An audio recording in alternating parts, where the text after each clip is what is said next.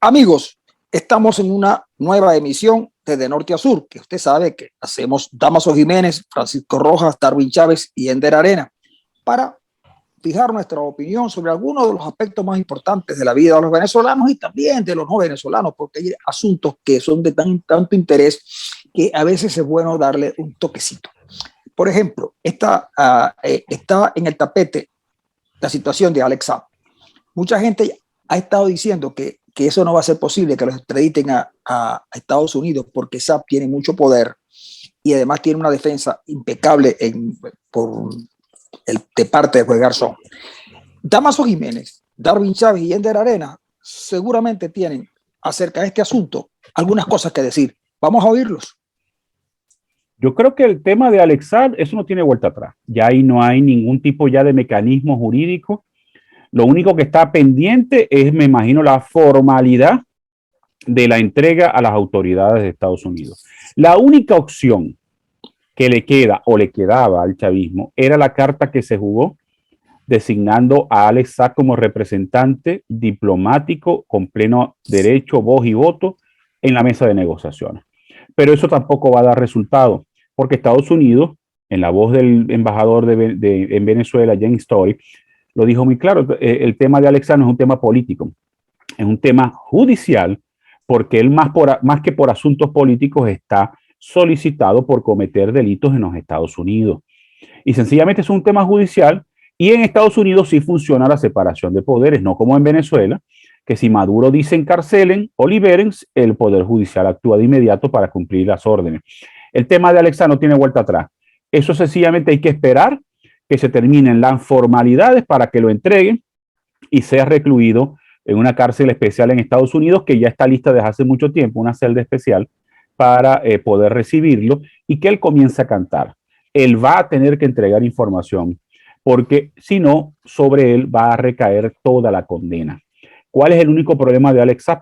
Que su familia está retenida en Moscú y por supuesto tiene que medir muy bien los pasos de lo que va a decir. Pero a mi criterio, allí no hay ningún tipo de mecanismo jurídico que pueda salvar al señor Saab y sencillamente es una cuestión de tiempo. Y el mecanismo político, a mi criterio, se agotó. Pero además Damaso tenía una información bien interesante sobre Morgan Stanley, que es una cosa que además termina de complicar la situación no solamente de Saab, sino del chavismo. Sí, bueno, mira, fíjate que, como bien lo ha señalado Darwin, el asunto ya deja de... La gente a veces solamente se pone el cassette de que la situación de Venezuela es el ombligo del mundo, ¿no? Y tal y cual resulta que, bueno, que todo tiene su procedimiento. Si ustedes se meten en las páginas web, por ejemplo, del Departamento del Tesoro, se puede la gente percatar de cómo se está manejando la situación con respecto no solamente al caso de Alex Saab, porque Alex Saab sencillamente es el tapón del lavamanos. Cuando lo levanten de allí, se viene todo, ¿no? Lo que está, todos los desperdicios y todo. Eso es como, bueno, dije lavamanos, ¿ok? No quise decir otra cosa. Entonces, para no ser... Por no decir otra cosa peor, Damaso. Sí, para no hacer más ruido en el oído.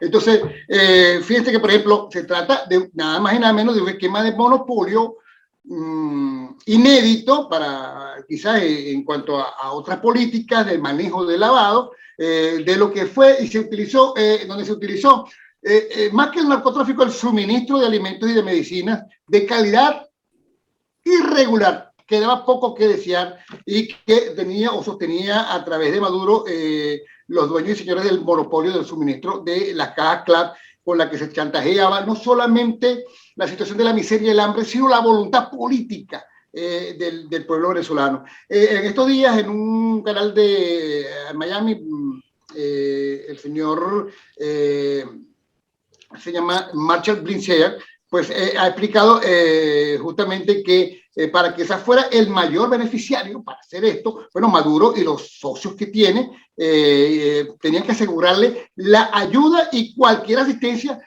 que no entrara al país. O sea, no se podía permitir la entrada de la ayuda humanitaria. Entonces ya ustedes comprenderán que aquí también entra la Corte Penal Internacional, ¿no? Porque ese era el principal método de control social que tiene Maduro para sostenerse en el poder a través del chantaje, por supuesto, del carnet de la patria. Esto sin olvidar, como señala el subsecretario del Departamento del Tesoro, que en muchos casos la calidad de la comida no era apta para el consumo humano, o sea, que sería mucho más violatorio. Bueno, entre otras cosas, también hay que recordar que, como les dije, cuando quiten el tapón del sumidero, aquí hay elementos que van, no es cuando empieza a hablar, porque ya Estados Unidos tiene investigado toda la situación de la cual SAP estuvo involucrado, y donde, por ejemplo, están señores que también han sido sancionados, como David Eugenio de Lima, que fue sancionado en noviembre del 2019, y que justamente este señor, ya esto tiene que ver con Venezuela, en colaboración con el vicepresidente ejecutivo y ministro de Industria y actual ministro de Petróleo, Tarek El Aissami, que también ha sido sancionado, y el blanqueador colombiano Alex Saab, bueno, lideraron dos esquemas. Uno de ellos, ya ustedes lo conocen, de corrupción de compra de votos, conocido como la Operación Maletín Verde, y la Operación Escorpión, que después se le dio el nombre de Operación Alacrán, que ambas fueron orquestadas en nombre de Maduro, con el liderazgo de Lima Sala, que se encuentra desde el 4 de septiembre, ¿no?, sancionado por la OFAC por la compra de los votos de los diputados de la oposición, donde ofrecieron casi $1 millón para cada uno, ¿no? Damaso, perdona la interrupción. Estás hablando de David Eugenio da Lima, el que fue presidente del Centro de Estudiantes de la Facultad de Derecho de la UCB. Que fue dirigente del MAS, que fue gobernador de Anzoátegui. Sí, es David Eugenio de Lima. Si quieres le doy el otro apellido, Salas, ¿no? Si lo conoce, fue amiguito de fue gobernador de Anzoátegui, fue dirigente del Movimiento al Socialismo.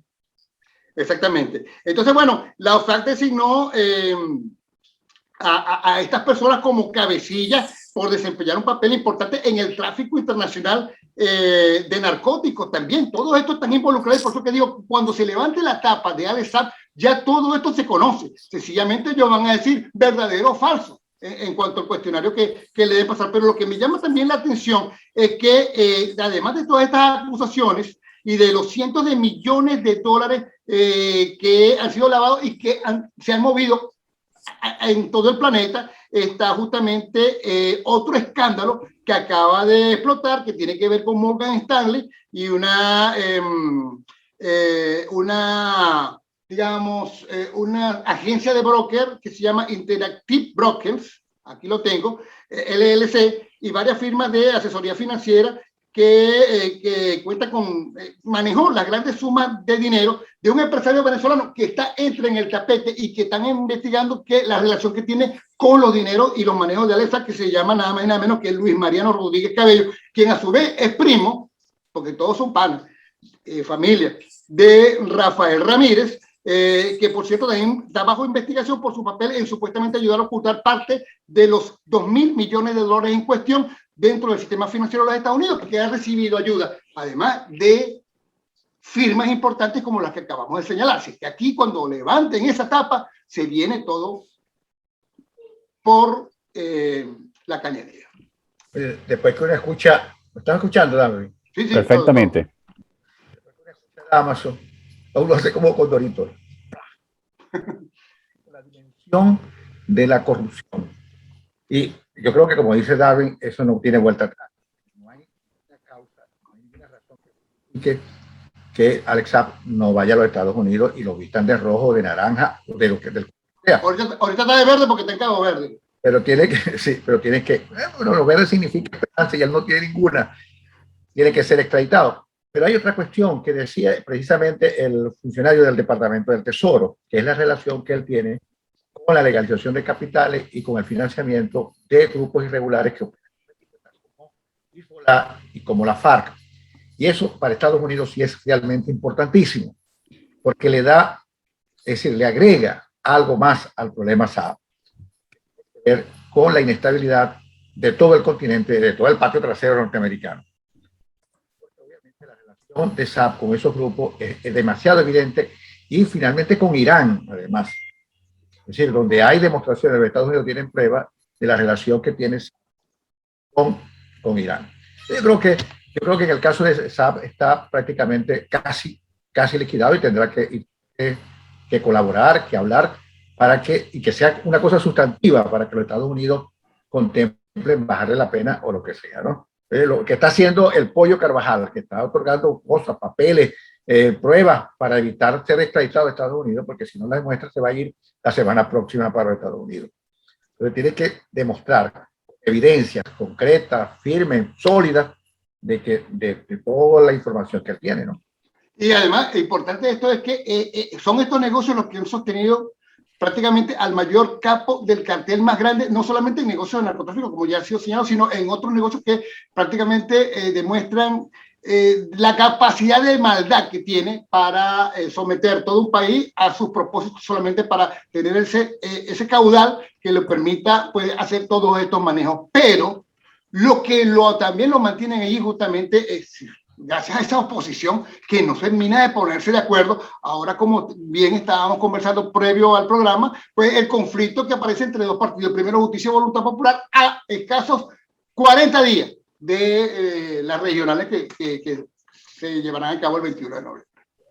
Ahora, no sé qué dice el profesor, que no ha hablado, ¿no? No. Voy a oír a Darwin, que estaba. No, profe, adelante, le toca a usted. Ese punto que Damaso está tocando a mí me parece muy importante, porque justamente se trata de unas denuncias en el marco de una campaña electoral. Hay muchas conjeturas.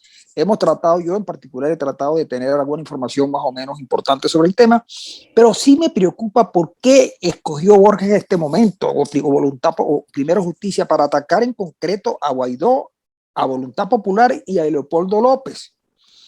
Y entonces digo, bueno, aquí algo está ocurriendo. Primero, ya la semana pasada nosotros trabajamos sobre la idea de que el interinato prácticamente se había acabado. Nosotros habíamos venido señalando, y Darwin Chávez en su columna había sido bastante incisivo en el sentido de manifestar que no era tan diáfana la gestión que estaba haciendo el interinato. Hubo denuncias fuertes que incluso Voluntad Popular trató de tapar, no expulsando a quien estaba vinculado abiertamente a un caso de corrupción. Pero ocurre que lo que me llama la atención es este momento donde Borges y Primero Justicia se desmarcan. Pero Guaidó le responde diciéndole, bueno, pero no solamente es que se van a desmarcar de las empresas, de los activos, desmárquense también de las posiciones en el exterior. Pero yo sé que cuando Calderón Berti hizo unas denuncias, que todo el mundo lo cogió como que si Calderón tenía otras intenciones, Julio Borges lo primero que hizo fue imponer a Tomás Guanipa. Entonces yo digo, oye, bien está Maduro cuando a quien tiene de adversario es justamente a personas como Julio Borges, porque los momentos cuentan en política y este es un momento muy difícil de negociaciones, de acuerdo, que por cierto ahí hay una información de que están suspendido el diálogo en México, que también tendría que ser estudiado. Ahora, si nosotros nos atenemos a lo que la realidad impone, no podríamos explicarnos por qué, dado todo lo que está ocurriendo en Venezuela, el gobierno sigue insistiendo en mantenerse en el poder. Ellos deberían, a mi manera de ver, buscar una salida que no los lesione, que no les genere mucho trauma, pero al fin de cuentas entregar ese coroto, pues porque efectivamente ellos no lo pueden coordinar. El problema es a quién se lo van a entregar. A Borges, a Ramos con su discreto silencio, a Rosales que inmerso en su campaña electoral, a Leopoldo López, a Capriles. Hay un relevo de liderazgo en Venezuela, no es cualquier cosa, y entonces por eso la preocupación que tenía a la hora de plantear este asunto. No sé qué piensan ustedes al respecto. Mira, el tema de la corrupción de la oposición, un tema ya de hace muchos meses. Voy a tratar de hacer un resumen en corto tiempo porque ya nos queda poco tiempo. Fíjense.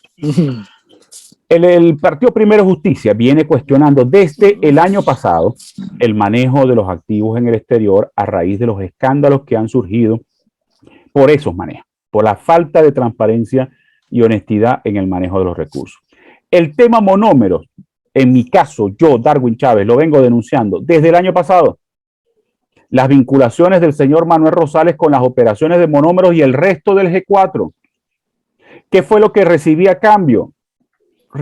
Una campaña de difamación, entre otras cosas, alegando de que yo debía ocuparme solo del chavismo y no ocuparme de lo que hace la oposición.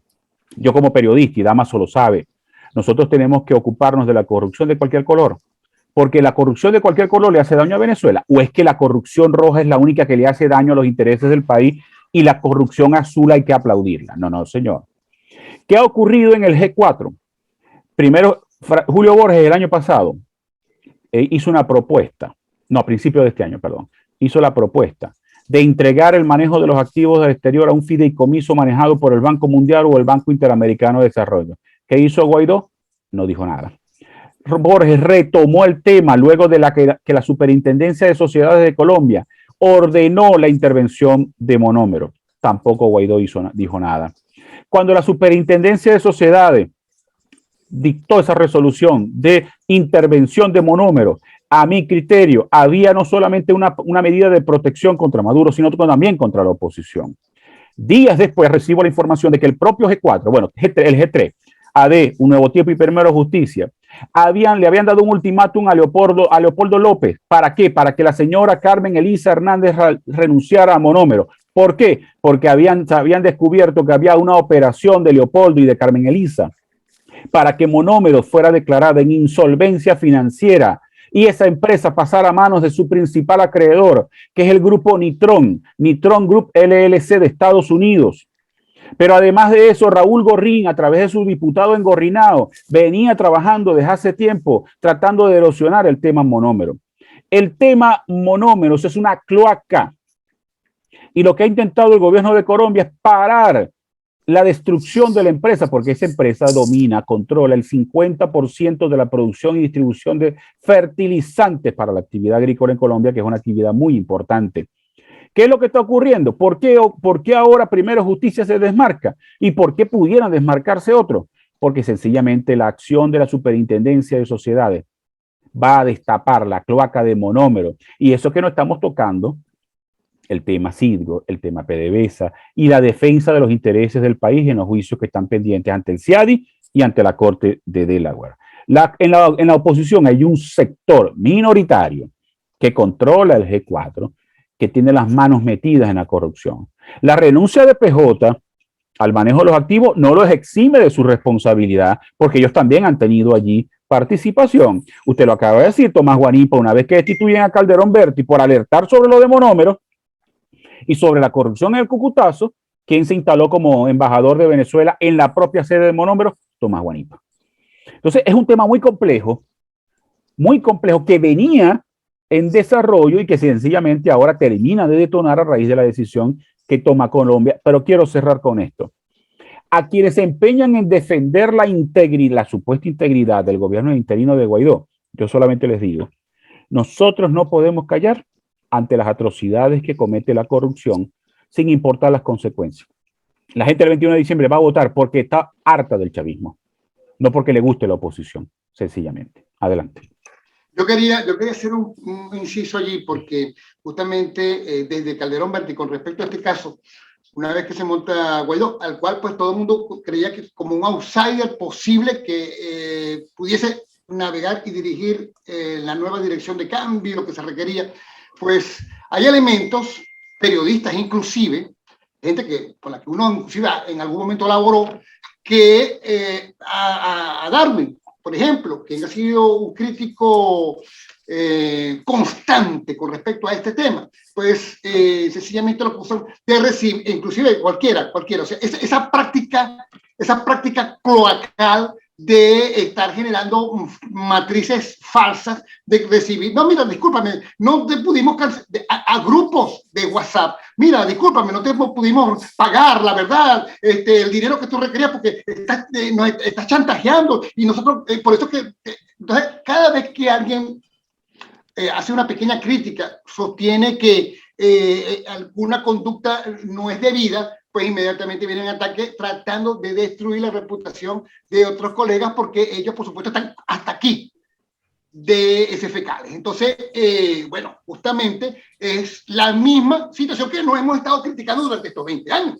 Entonces, sencillamente le vas a cambiar un chavismo por otro, un chavismo rojo por un chavismo naranja, por ejemplo, o amarillo, entonces, o azul. Entonces, eso es una situación que veo que estamos condenados a seguir viviendo pues, bajo esta situación, porque es un cambio, una mentalidad que vive justamente de la corrupción. Una mentalidad venezolana instalada sencillamente para hacer corrupción.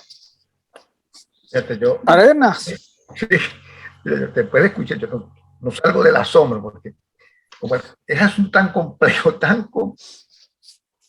una cosa que al principio yo había puesto el acento en que la declaración de Borges pone su acento nada más en de subrayar el carácter ético y moral de la corrupción. Y se soslaya otros, que es una cosa a la que apuntaba Francisco, a las circunstancias políticas que vive el país. No es que se va a justificar, como dice Darwin, no, es para justificar la corrupción azul o la corrupción negra y amarilla o la corrupción, no es para justificar eso, sino que hay unas circunstancias políticas muy especiales en Venezuela hoy en día. Es verdad, yo siempre lo he dicho, pero lo he dicho desde hace bastante tiempo, incluso lo he expuesto en foros, en clases. Yo digo que la corrupción es una mediación que ha organizado el Estado venezolano desde 1830 hasta el día de hoy.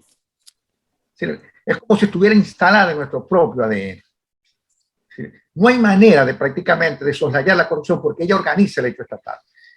¿Cuál es el problema? La corrupción es una mediación organizadora, pero ojo, mira lo que apunta Darwin, es una mediación que también desorganiza, y desorganiza el hecho estatal, tanto el oficial, porque obviamente el gobierno es una verdadera cloaca, pero desorganiza también al gobierno interino, es decir, a los dos. Entonces el problema es que estamos en una disyuntiva muy fregada. Tenemos un proceso electoral y tenemos la urgencia de salir de esta vaina. Y allí hay un problema. Hay un problema porque los tiempos de los venezolanos hoy son tiempos de urgencia, mientras que los tiempos del gobierno interino y del gobierno oficial no es la urgencia. No parecen ser la urgencia, sino el arco. Es un gran problema. Yo creo que aquí hay que tratar la corrupción desde dos puntos de vista. Uno, eso que haces tú, Damas. Mira, lo que ha hecho SAP es darle un caso a la economía venezolana porque la corrupción de SAP le quita el alimento de buena calidad a los venezolanos. Es decir, que la corrupción de SAP está ligada, obviamente, al problema económico. Y ahí es que hay que hacer énfasis en el problema de la corrupción. Es la ligazón de las acciones corruptas de alguien con respecto al problema económico. Esto que hace Damaso, ligar el problema de la corrupción de SAP a golpear la economía venezolana y a golpear la calidad de vida de los venezolanos. La corrupción, especialmente de voluntad, porque aquí hay una pelea interna que nosotros no sabemos todavía detectar. Es decir, es todos contra voluntad popular, lo cual no es el santo de mi devoción. Calderón Berti ha responsabilizado directamente a Leopoldo López de todo el desastre del monómero. Lo dijo antes en el programa con César Miguel Rondón. Leopoldo es el responsable de este mollejero que está pasando allí. Pero, coño, como te digo yo, y a riesgo de que parezca que estoy pensando más en la posible salida del país de en hacer que en apuntarle que la es terrible. Pero yo creo que hay que matizar un poco la cosa. Tenemos en Venezuela la corrupción, eso es lo que hay. Eso es lo que hay. Yo creo que en estas circunstancias hay que ser realistas, políticamente hablando. ¿Y qué es el realismo político? Tenemos un menú de opciones, muchas opciones. Tenemos que ver aquella que aún no siendo la mejor, realmente nos lleva a tener un resultado, oye, bueno, más o menos bueno, y después prácticamente resolvemos el problema. Lo que hizo Betancur en el 59,